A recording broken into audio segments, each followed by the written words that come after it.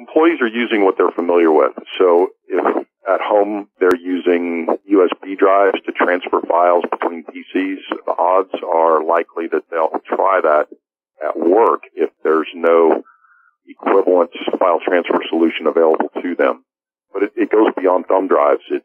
People are still burning CDs and couriering files that way. As I mentioned, they're using consumer webmail. They're using other cloud services. So it really runs the gamut of what they're used to and what their corporate policy might allow. And bring your own device is a trend that is invading virtually every enterprise. And whether it's a personal smartphone or tablet, that's also coming into the corporate environment now. And it's something that IT departments have to deal with.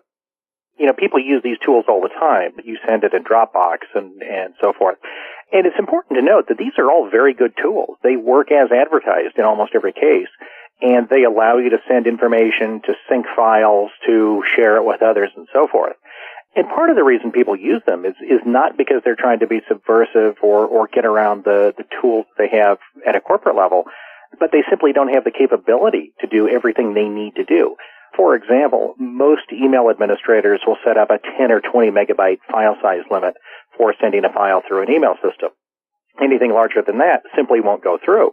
And so if you've created a video or you've created some sort of a multimedia presentation with PowerPoint, you simply cannot send that file using the conventional email system. And so you can rely on corporate FTP, but in many organizations that has its own limitations because people forget the login credentials, the FTP systems are not managed, they might not work right, and so you might, implement something like Dropbox because it's reliable, you can send your files to anybody you'd like, and you can get around all of the limitations that have been imposed on you by the IT department.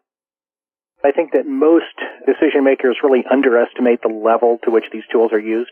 In most cases, they really haven't done that internal survey, they haven't really looked at network traffic, the protocols that are in use, and so forth. And so they may understand that, yes, these tools are used, but they probably underappreciate the extent to which they're used. I would absolutely agree with Michael's assertion that it's being underestimated. And anecdotally, we are hearing that exact same thing from our potential customer base.